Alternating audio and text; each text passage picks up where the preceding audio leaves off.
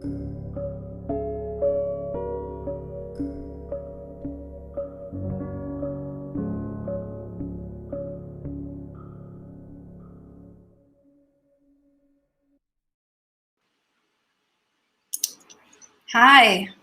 welcome to AVVI Experience. Welcome to our AVVI Collective monthly gathering. We're really excited to dive into a topic today that is really kind of near and dear to my heart, and I think all of us. We're talking about desire. And everything that is correlated within allowing our desire and understanding our desire, and really how the correlation between our desire and our intuition,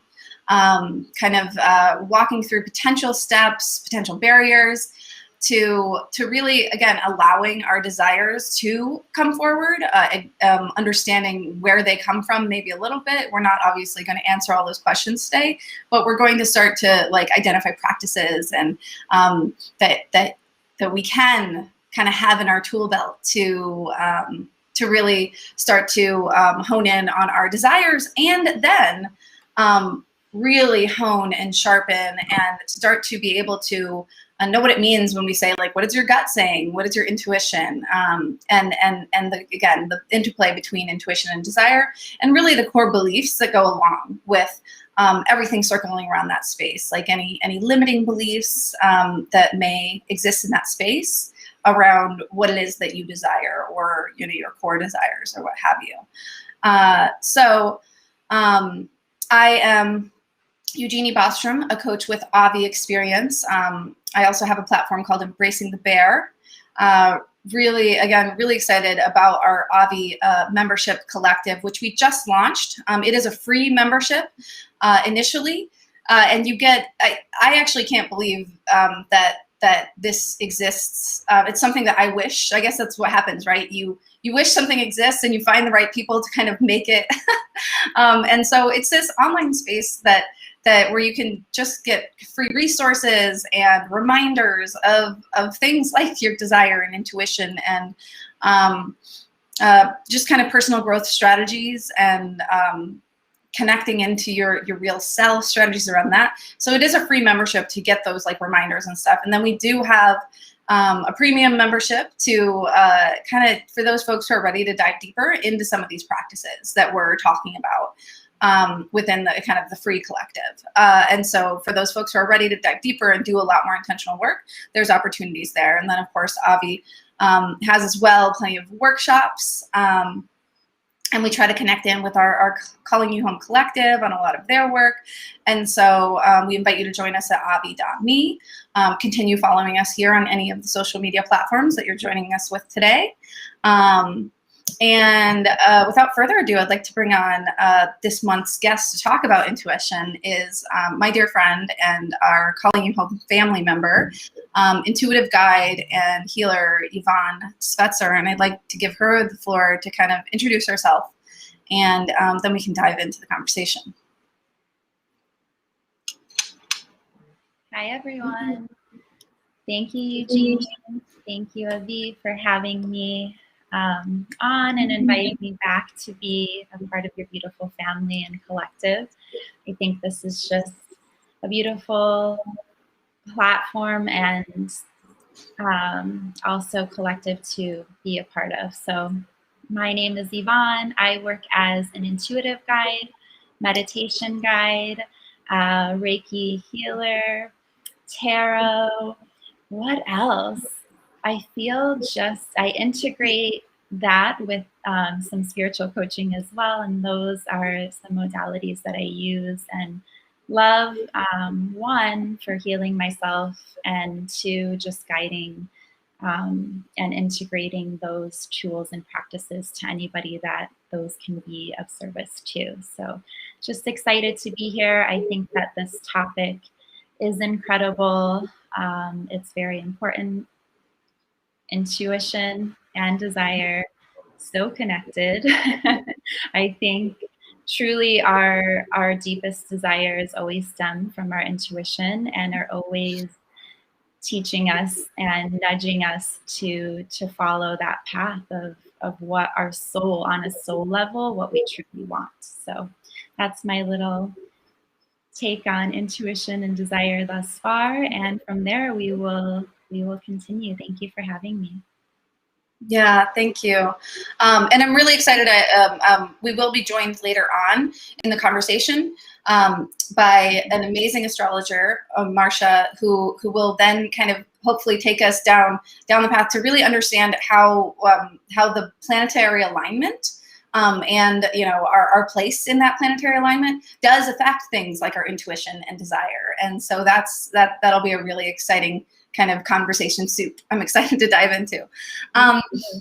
Yeah, but so without plugging, but I will say, we have two kind of workshops within our AVVI ecosystem, and that are really focused on desire, and I think that just starts to showcase kind of within this kind of space of people looking to heal, grow, explore internally, all those things, that desire is a key component, and really like coming to terms or facing that desire, right? And so we have, I have, like I said, a workshop I call the Allowance of Desire.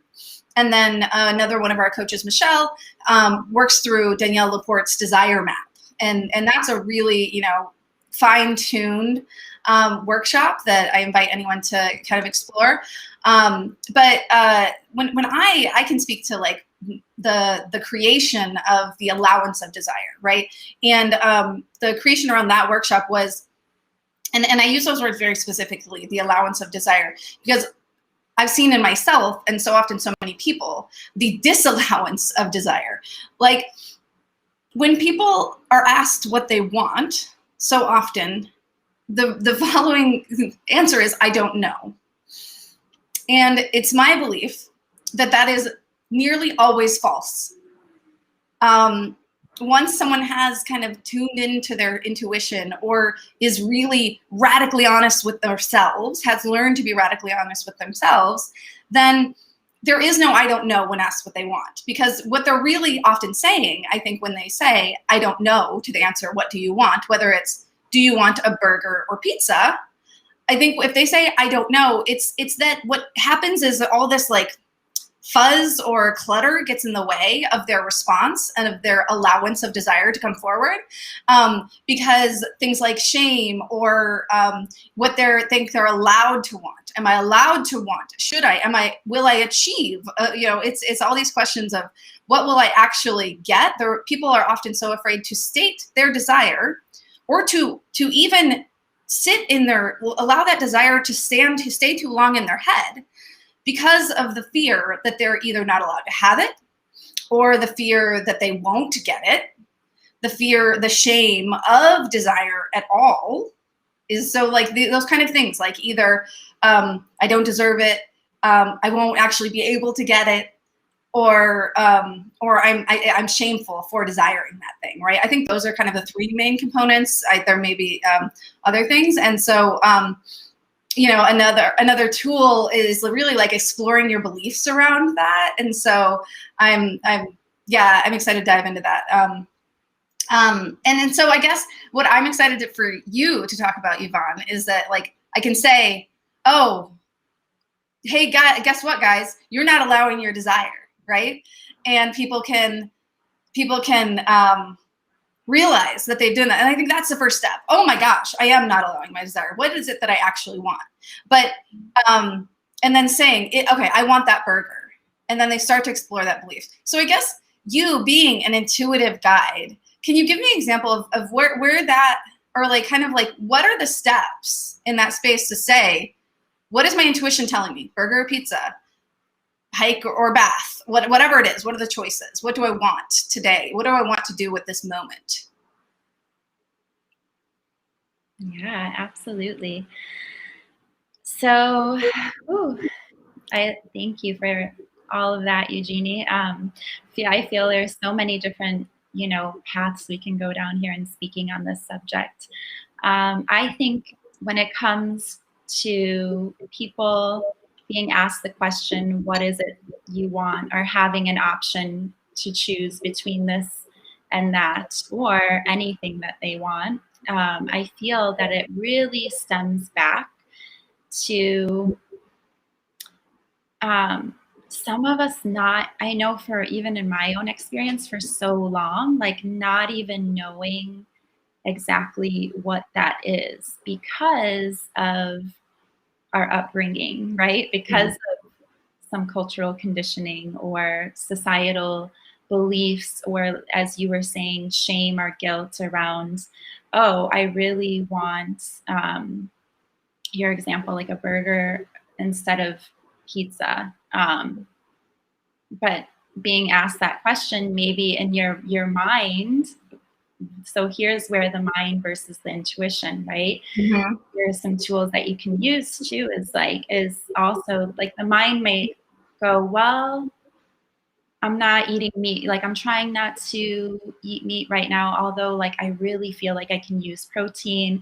Oh, the burger has a bun. Like maybe that's more carbs than like so much. The mind will just go Yep. into these stories and these narratives and instantly attach, or maybe 100%. or maybe there was even a belief from mom or dad or sister or brother or friend or someone saying, burgers are bad, and then you attaching to that for whatever reason, and having that kind of run in the narrative of your mind for a really long period of time until you are able to become in touch with your intuition. And I think practices such as writing, even journaling, breathing, taking time alone, meditation, these kind of tools can really, really help you, guide you, or even, this AVVI and this platform and these workshops and these tools are all, like you were talking about, the workshops that will be available, the allowance of desire map, will really, really help you tune in to what you want, not feeling guilt or shame around that, and really, Right. really choosing that for yourself and saying, this is what I want. And it feels really good to make a decision for myself of what I truly desire. Right. And from there, then it's like peeling back the layers, I feel. Yeah. I think I think what you help to do is break down that there's multiple layers to it. Here is that what we're asking here, what I'm asking, for example, in the allowance of desire, is for you to simply allow yourself to say, I want a burger. I'm not saying you have to eat the burger. I'm not saying that you should eat the burger. I'm saying allow yourself that if in that moment, if your heart is saying burger, burger, burger, that you can allow to exist within you. However, you don't have to choose the burger. You can, going back to your example, you can say, no, I can want the burger, but I'm going to choose something else because I am trying not to eat meat, because I don't want the carbs, because I don't want to invest in that company, what have you. But that's the thing. You can allow that desire because it's coming from somewhere. It's coming from your intuition. There is something in the core of you that actually desires that. And then you get to explore that, right? You get to say, oh, but if you deny it, if you say, no, I don't want the burger. I don't want the burger. Even though your heart's going, burger, burger, burger. If you're like, no, I don't want the burger, then that actually sits inside of you still and will erupt somewhere else. If you don't allow it to just say, I want the burger, it doesn't mean I have to eat the burger. I just want it. Yeah. But I'm going to choose something else. And then all of a sudden, that's like this empowering moment. And like, oh, I can do that with money and love. And like, I can walk away from bad relationships, right? Like, if we start practicing on things like, I actually want a burger. I'm not going to have it, but I want it. Yeah. Right? You see what I'm saying? Totally. That's where I think actually people like you, like intuitive guides, are really important. Do you think you have like, I guess I'm wondering, like, I love you putting yourself out there as an intuitive guide. I actually have a feeling when you chose that, there was hesitation. There was kind of like, should I do this? Can you talk about that experience when you started presenting like where in your intuition, where in your desire, that the apex and the marriage of those two things, how did that kind of manifest in you coming out into the world as an intuitive guide? Oh my goodness. Yeah, this topic. I struggled with this so much with my desire and my intuition, you know, really fighting the intuition until I felt like I could feel it in my body, like literally in my body, of me denying a part of myself that was really, really desired to come out and to be seen, you know.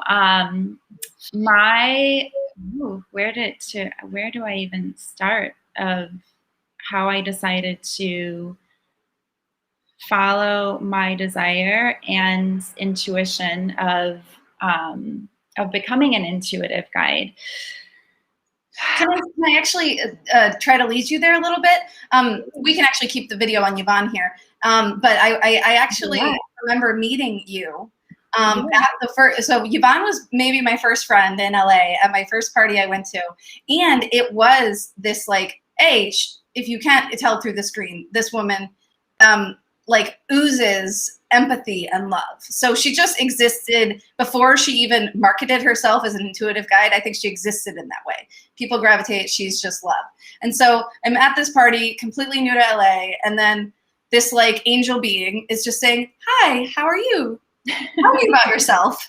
And I was like, oh my gosh, this person is so nice and loving. And she asked me what I did. And at that point, I had just started transitioning into allowing myself to call myself a coach. I had just kind of returned from London, from training, from things like that. And so I just started dabbling in calling myself that. And I said that's something I'm leaning into a little bit more, coaching or, you know, practicing personal development, you know, personal development practitioner. And I remember you, Yvonne, saying that was something that you had just in the last few years, that, you know, you had been a model, you had been this, but that you knew in your heart. Yeah, I remember at that very first meeting, you knew in your heart that like you couldn't argue with your heart anymore, is basically what you said in those words. Kind of, it was a little different, but like you had to stop arguing with your heart because it hurt.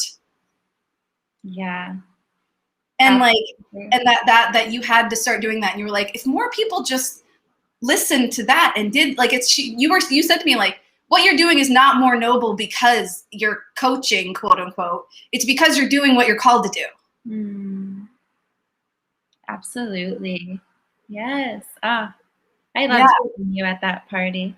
Look at us now. But like, I guess, yeah. I actually really value when you talk about that apex of your being between going between worlds, and how you like you and now you're marrying them both. Like you're both modeling and you know, like you still love fashion, but then you're finding space and creating space for that which unearthed itself in you, that like intuitive guide, right? Totally. Yes.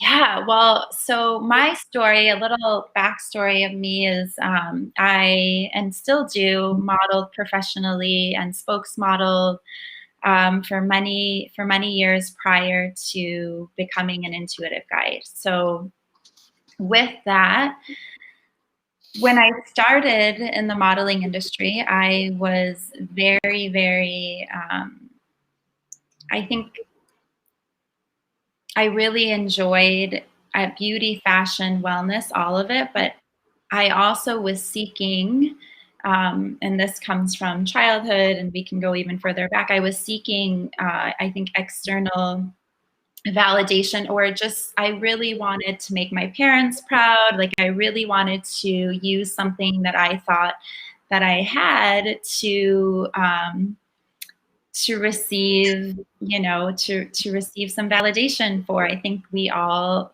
that's part of having desires is it feels good to be affirmed and acknowledged for what you do and how you're seen. And because I knew, you know, I had friends and family that were like, you should model, you fit the bill. And I loved fashion, I loved beauty, all of it. It just made sense. So at that time in my early 20s, even before that, I would say 18 is when I started my modeling career. Leading up until my mid 20s, I was doing it and loving it, but I was feeling very lost in the superficiality, which is now I have a complete, because I'm completely different. I have a complete different perspective and perception of what modeling is. But I will say that at that time I was doing it, you know, my inner child, my little girl was doing it because she wanted recognition. So what led me to really following my intuition and the desire of becoming an intuitive guide is really having so much anxiety over, yes, I love this industry that I'm in, but I'm becoming, I'm identifying with the external appearance. I'm identifying with receiving validation externally through, you know, getting certain modeling jobs or being seen in a way where others would recognize me versus doing it because, you know, I'm representing brands that I really believe in, that are conscious brands that I can be the face of, that I can be a muse for, creativity. That didn't come into my awareness until my spiritual awakening. So basically, when I was trapped in anxiety, feeling it in my body in every way, because once the intuition, when the desire is so strong and the intuition then starts knocking and nudging at your heartstrings or even in your gut, right? Like really connecting and learning the body. This is so important to recognize and be aware of, and patterns and things that will come up that kind of nudge you and knock on the door and say like, hey, there's something more. And for me, on a deeper knowing and deeper level, I knew there was something more and I wanted to impact and help. And I've been a sensitive, you know, empathic person since I was a little girl, and I absorbed a lot of energy, and I didn't understand how to navigate that, and I didn't understand that that was because I had these gifts to share with the world until I was almost in crippling anxiety, because I think that when we are not living our desires and when we are not listening to our intuition, there is a sense of feeling lost, and there's a sense of anxiety or emotion that arises in the body that is being suppressed to a point where you can't really function throughout your day, at least throughout, for me, you know, at least for me, or you start to seek external, you know, you start to seek distractions or numbing devices or whatever it is to drown out that voice, that inner voice and that inner knowing of your desire. Right.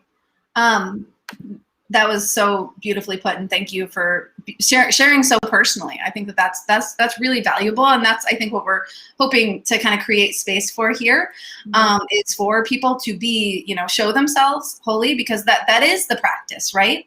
I think you got into and you touched on, you know, not every conversation needs to be about our inner child, but a lot of them do, right?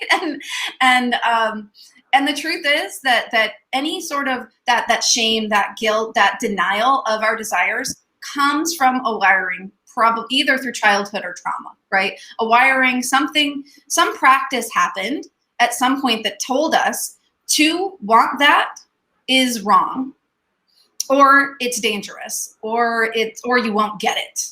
So don't disappoint yourself. Somewhere along, something happened to create in us a pattern to deny our desire, to hush our intuition, right? And so that's why these practices are so important. Like, and that's why I really like call them practices. And I think here at AVVI, like we're in the practice of offering practices for people to do their own healing. Rather than saying like, come be healed, we're saying what we can do is help help share practices to rewire that patterning so that you start to heal yourself, right? And I think that's that's what it seems a little silly when I bring up the burger example. I could say anything else. Do I want cream in my coffee this morning, right? Those desire, but I think that's where it's in the little things every day that we start to practice allowing our desire to come in. Again, it doesn't need to control. When we state our desire, it doesn't actually push us towards that outcome necessarily yet, right? We're just allowing it to surface. And when we start to practice that, then it allows for those big moments so that you don't have to, as Yvonne so beautifully shared, have to like live in that anxiety, because it will. Everything from denying yourself the desire of a burger, you can deny yourself the burger, but denying yourself the desire of the burger, from denying yourself to be seen fully as an intuitive guide, right? Like those are like huge part of the spectrum, but it's the same practice over and over again, right? And so yeah, I'm super excited to dive into that a little bit more. I know that Marcia will be joining us in just a few minutes, and I'm so excited to dive into, again, because Yvonne, as well as an intuitive guide, also does tarot readings and definitely can dive into astrology a little bit. So I'm excited for these two to riff on this a little bit, this topic. Before that, I do want to invite anyone who's joined us to ask questions, specifically to Yvonne on what she shared about maybe like her practice as an intuitive guide, or anything that came up today. I know that we have Christine and Angie joining us. Yeah, I wanted to invite any questions. Did we have any questions coming in the chat? If not, I will ask then Yvonne to maybe tee us up for Marcia coming in with maybe her take on a little bit of the astrology. Oh wait, sorry, we did have a question come in. Monet wanted to ask, what questions can I ask myself to gain more clarity? That's a good one. I love that. Great question, Monet. What questions can I ask myself to gain more clarity? One, I think first and foremost is, am I being honest with myself? And like, not just surface level, but like if you dive a bit deeper of like, am I really truly being honest with myself in all of the decisions, or most decisions that have led me to this point? Because if you're not, as we are always, the human nature is to always be desiring and wanting more and achieving goals and all of the above. So I think really getting clear and writing down areas of your life that you may not be at the goal or desire that you want yet, and getting, almost brutally honest with yourself and writing down, is this what I really want? Maybe going from career to relationship to fulfillment, to where I'm living, to what car I'm driving. Like really asking, it could be something like what, even as Eugenie's example was like, is it the burger or the pizza? Like, am I really truly honest with myself and what I desire? So I think writing, taking time to even free write, on top of asking yourself those questions in like a journaling way, is really going to open up your intuition and open up to getting really honest with yourself. So, I will add on to that. I think some simple questions I like to ask myself, if I'm asking myself what I want, and the clutter of I don't know wants to come to surface, then I try to dial it down. Like when I think of either of the two options or any of the options, and then this goes to the next question, is how do I feel in my body, right? I start asking myself, like, when I think about the burger, does my body start to feel anxious? When I think about the pizza, does my body, when I think about like, I'm sure you kind of had to ask yourself that question, like, when I think about modeling, how does it feel versus when I envision sitting and talking and reading tarot with someone, right? Like those are, and so can you, and so then actually this, my answer to that first question leads into the next question that from Chris asks, can you talk about how your body feels when you're speaking your truth? Yeah, the body feels so good when you're speaking your truth. I think the body feels alive. I think the body feels very flexible. I think the heart feels open. I think that you're in your power. I mean, I don't think I feel, when I'm speaking my truth, I feel confident. I feel grounded at the same time. I feel alive. I feel empowered. I feel connected. Some examples of how I feel in my body. My body feels like a clear channel and a clear vessel. It feels strong. So, you know, it's funny. I feel the main word when I speak my truth, I actually feel free. Like, and it's because honestly, it's just in the last like 5 years of my life, probably, that I was like, I had that realization, like, oh, I should just say what I want, if only to myself. I don't have to put a post on Instagram about it or tweet it. I just am allowed to say, I want today, I want right now, I'm allowed to say in my head, I want to not work and I want to watch the entire series of The Crown. I'm not going to do it. But all of a sudden I feel this, like my body feels, once I say that, I'm not going to do it, but I just said it and I allowed, and then it's not like gnawing at the back of my head telling me that I'm bad for desiring it. It goes, yeah, you desire to watch The Crown because it's awesome, and you don't have to though. You can also work, and you can do that later. But it's okay that you want to, you know, like just in the last 5 years, started like allowing, and I was the freedom, like literally my shoulders relaxing, the freedom I felt with like allowing my brain to acknowledge what I desire was like profoundly freeing. And yeah, I was so excited about that. That recognition in my body that I was like, oh wow, I'm not trying to fake myself. like I'm not trying to fake myself on myself anymore. I can just be real with myself. That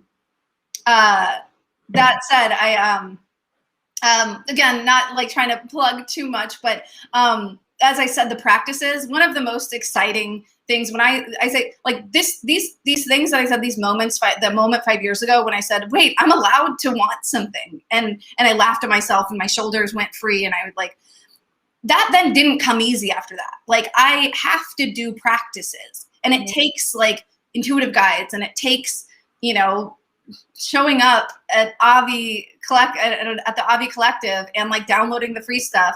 And then if you want to dive deeper, we do have like this, like I said, the first thing you'll get when you join the premium membership is what we call the Real You Toolkit, which literally walks through exploring, like this month, the highlight one that we're doing is exploring your beliefs, right? And so once I said, oh wait, I'm allowed to like say that I want this thing. It doesn't mean that it controls me and I decide to do that thing. I'm allowed to want it. I'm allowed to want to drink at noon if I want to drink at noon. It doesn't mean that I have to drink at noon, but I'm allowed to want it. But then I get to explore my beliefs. Where was that shame coming from? Going back to, again, your topic, where was all that coming from? What limiting beliefs am I holding on to that stop me from acknowledging and allowing my desire in the first place? And I can also explore what makes me want to, what beliefs am I holding on to? What's making me even want this thing? Why do I want the burger? Why do I want blah, blah, blah? You know? So yeah, again, I invite folks to join in to some of those practices and download some of those guides, and continue to join us on this. We did have another great question come in that I want to bounce off you, Yvonne. Someone, I think Monet asks, yeah, how can I talk to other people about this topic to get other people to speak their truths? And this is a great question for you because that's literally what what your job is now. So yeah, how can you know, someone like Monet learn to help other people speak their truth and you know, allow their desires? Great question. How can I talk to, okay, I see the question here. How can I talk to other people about this topic? One, I feel, as Eugenie was just saying, the acceptance in ourselves of I'm allowed to have and want the things that I desire. Like first, I think first and foremost is truly having a deep acceptance of that, and then from there we feel more free to activate our throat chakra and speak our truth to other people. So sometimes this, I know from my experience, it's been challenging to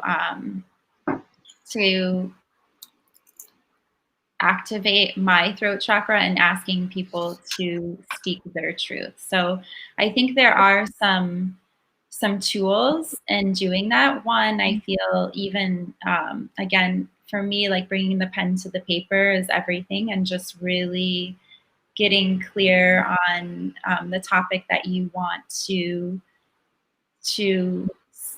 have the other person open up about, and how you want to approach that, right? And how you want to be coming from a place of love, and coming from a place of compassion, coming from a place of non-judgment, and also really, really speaking your own truth, and not to them, and because if you want, speaking your own truth to them, but not having an expectation to receive that back from them in return. Because I think so much of when we have a desire to have someone speak their truth, it's actually like an expectation. So now we can like go down the expectation, you know, an expectation of them meeting our desire, which is a juicy topic in itself.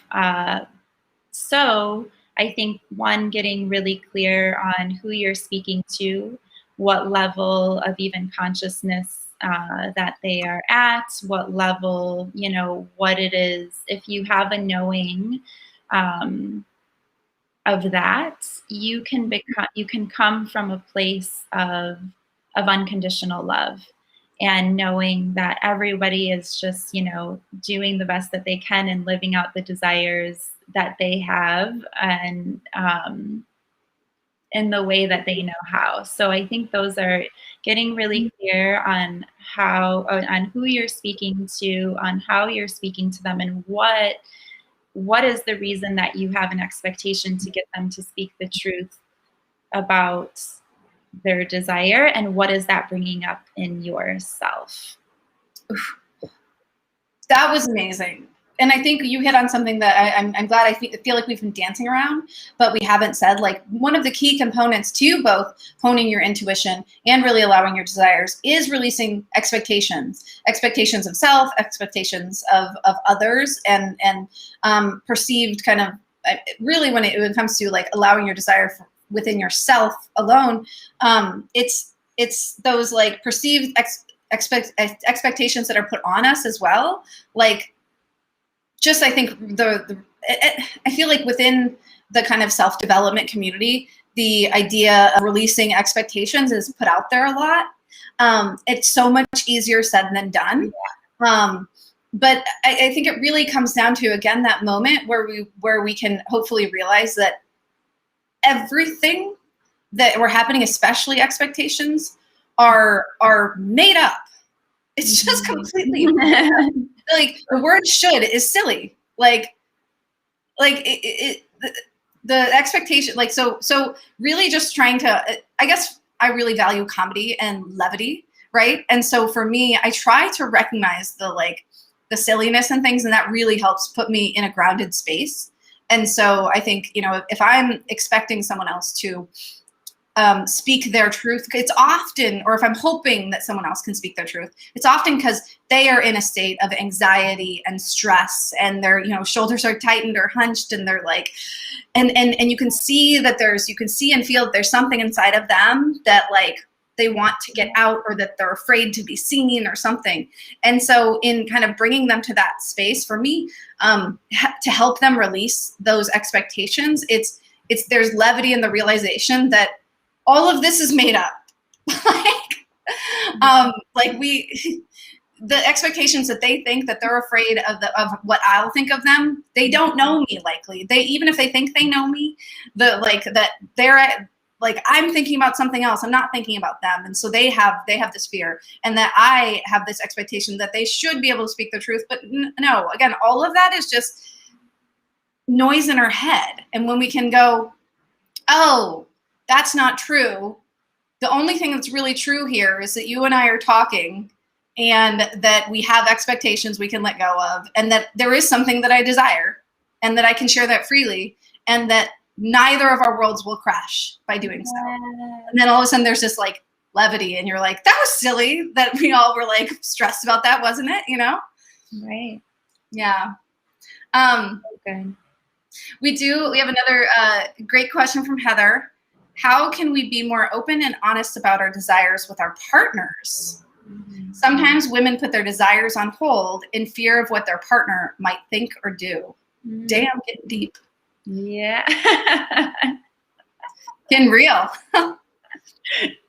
Deep and real. Absolutely. Whew.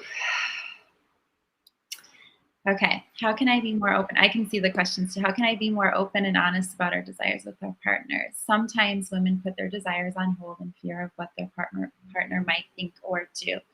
Do it anyway. Do it anyway. It is,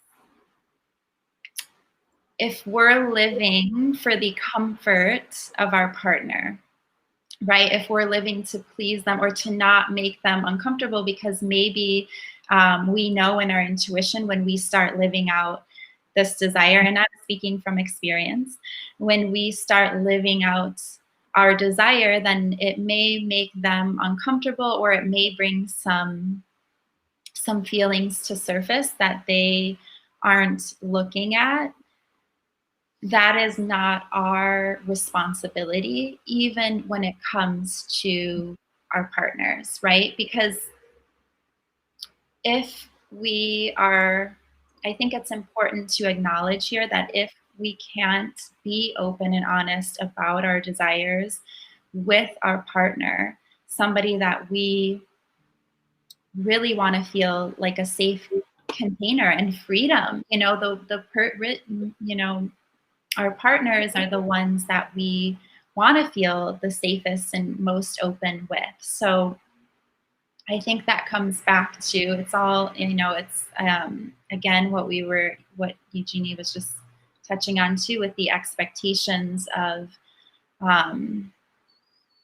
wanting them to react in a certain way, and having an expectation or having fear around if it's making them uncomfortable, always comes back to an us.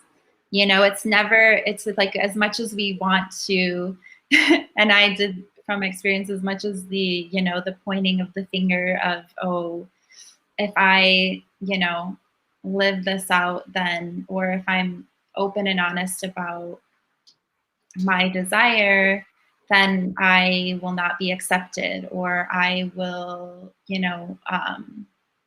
maybe be thought of in a different way or seen in a different light, or this might shake something up in the relationship. And I think those are things to really look at again, of like, how honest are we being with ourselves? I hope that answered the question. I love that, and I'd like to touch on it a little bit. I think one of the things about being, one thing that helps me remember to be honest with my partner is because, or anyone that I'm in relationship with, because it is true that women, especially, I think, women especially will put their needs secondarily, and like what and their desires certainly secondarily. I've been victim to that a little bit. But my little practices and my reminders that I give myself is that if I authentically love this person, they deserve all of me. They do not deserve. And so it's like when I catch myself wanting to like stamp my own desires for what I am trying to perceive as the betterment of the relationship as a whole, I have to take a step back and be like, wait, that would be me manipulating the situation, right? And that's not the kind of relationship I want to be in. I do not want to manipulate. And if I'm withholding parts of myself, I am trying to curate an outcome. I am not giving them the whole truth for them to come to me with. Like we're building something together in a partnership. And I will actually go back. It's not that women. I feel like often feminine-minded people, who lead with their feminine, will default to the masculine party. So it's not necessarily about gender. The feminine leading person will default to the masculine leading person in a relationship, and will stamp their desires. So this happens again across genders. And so I, being a feminine leading person, have found myself often going, oh no, I won't say what I want. We'll do what he wants. We'll do what they want, you know? And so it's taken a lot of practice, and I still have to remind myself often, like, no, we're building something together. That is not fair. What I really want is a partnership, and not to curate an outcome here. And it's really hard to remember that. But again, that's why we do these practices, to keep reminding you, like, wait, no. If I keep asking myself what I want, it's easier not to default to, oh, whatever he wants, whatever they want, you know? So good. And such a and something to be like so gentle, such Yeah. a gentle and like so much just grace and like love around this topic too, and compassion, and being really like gentle with ourselves and our partners. I think that is so key in navigating that. I love what you said, Eugenie, is really not manipulating the situation, and getting really honest so that they receive all of you, because when they receive all of you, coming from an overflowing cup, that's really an energetic exchange that like lifts and builds each other too. So I love that. Yeah. You know, I will. I love this conversation, and I so appreciate you. I was going to say, you know, I just wanted to preface the crowd. If anyone's been waiting for Marcia to come on, I don't think she's having technical difficulties. She said her computer is having a very Pisces moment, which is a very Marcia's thing to say. And so, unfortunately, we may have to reschedule another great kind of desire, intuition, astrology conversation here another time, maybe just with a focus on Marcia there. So sorry, but. We do have another question from the crowd. Monet asks, is there one practice I can do daily to hone my intuition? What do you think? What do you think my answer will be, Eugenie? Do you know? Oh, I think it's going to be meditation or breath work, which is a great segue. Ding, ding. Always my number one. Thank you for asking, Monet. Is meditation really, you know, and if you're a beginner at meditation and it's new, there's so many resources. I even have some meditations that I did on YouTube, but there's also like Insight Timer or the Calm app with guided meditations for literally any situation or anything that you're feeling. There's guided meditations to help you along with that. And then as it's like a muscle that you grow, and over time as it strengthens, it's really it's easier to get into meditation where your brain waves slow down, and you're in more of a theta state. And in this state is where real transformation occurs. So you can kind of shape and curate your own reality, and also really hone in to what your intuition wants and desires. So I would say meditation, number one. The number two, yes, breath work, feeling into the body, getting to know your body, noticing where you feel tension, noticing where like Eugenie was saying, where your shoulders may be closing in, where you may feel something either in like your solar plexus, your gut, or your sacral chakra, if some trauma is being triggered, the heart space, knowing that, like knowing your body. And it was like everything we were talking about earlier, Eugenie saying when she is speaking from her intuition and desires, she feels free and her shoulders relax. Those are all indicators. Feeling like it all ends up being like, how do you feel? Like if you can check in with yourself of how am I feeling more than what am I feeling more than not? So if it's freer, if it's lighter, if it's less tension, I would say you're really tuned into your chakras and your intuition.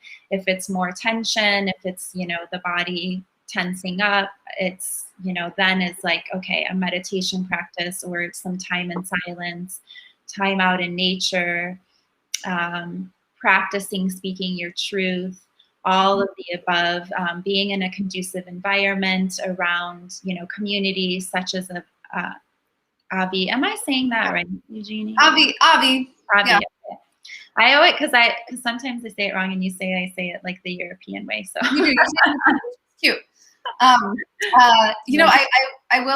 want to invite you to, asking about daily intuition practices, I like great insight. I totally agree with meditation. I do want to invite people to, we know that it's hard to learn to free write or learn to meditate on your own, which is why we wanted to create this space. The AVVI Collective, again, just showing up. It's funny, this is a very, feminine place, but my father famously always said, like 90% of life is showing up. And that always rings in my head. So like, we just wanted to create a space for people to just show up, bookmark it, sign up for the membership. And if you were called here today, if you were called to this video, whenever you're watching it, follow those breadcrumbs and just show up. That's kind of like, and just kind of like that, like, what can I do today to show up? Even if it's just opening an email that I might gain insight from. Even if like, I'm not asking you to start meditating an hour. So like sign up for the AVVI Collective, see if anything there taps you. If you want to dive deeper, join the premium collective, look at kind of our other offerings. And then also Yvonne, I know, has great resources to help people hone their intuition. So if you want to talk about that, Yvonne, some of the resources that people can tap into you for specifically on your site. Yeah, absolutely. Well, also, if you maybe are newer to meditation or just want a sense of community as well too, or a place to check in, I do have a meditation series that I actually just started called Unlock Your Childlike Wonder, which is all about tapping into your freedom, your authenticity, your self-expression, and your joy. So this is something that is like a 30-minute check-in point, and I also do like a collective tarot reading at the end of that, which is an energetic weekly update with a little touch of astrology depending on what the planetary alignments are right now. I base it off that too. So as we're speaking about tools and resources, I do want to take the opportunity to plug that meditation series that you can find on my Instagram too. And that's a place to just do like a quick check-in, tune into the breath, close the eyes, be in community, open your heart. Yes, so I think that's like a great starting point, even if you're newer to meditation, because it is guided. Yeah. I think it's really important. A lot of this work is, we say self work, but it can't be done alone. I mean, one of my teachers said to me that will always resonate. We're wounded in community, therefore we must heal in community. And so, like, finding yourself to Yvonne's Instagram on Sundays for the meditation, I highly recommend showing up to AVVI Collective, things like that. Like, this is where kind of that self-work can foster and grow. We are getting questions about my earrings. I will speak to that. I think this is actually a good topic. I feel like within the healing world, within the spiritual world, there is a lot of co-option of Native art.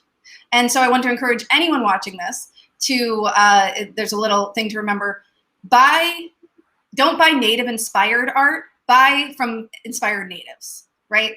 You can find a lot of this work on 8th Generation Collective, or just going direct to really amazing Native artists. These earrings are made by an amazing woman named Eva Angus on Instagram.